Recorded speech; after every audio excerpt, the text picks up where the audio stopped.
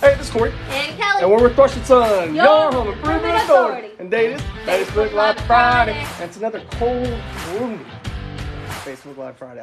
I've seen this stat from WHIO. Since December 1st, we've only had 3 days of sunshine. Sounds about right. It does sound about right. And, you know, I still think back to the whole day. It was Christmas. Oh, my God.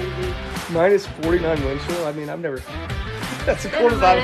Yeah, definitely. Well, it's funny. I was on Facebook a couple days ago, and I was posting about minus 8 the wind chill was. It said the year before, our wind chill was minus 45.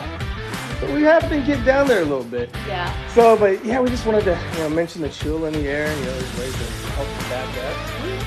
And, something to think about when we've had such extreme conditions is, general upsets.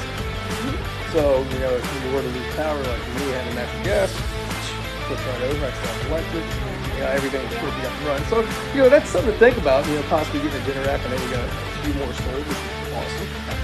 So, but, the dinner rack, insulation, windows, doors, there's a lot of things we can do to help your home. Do you have anything to add, Kelly?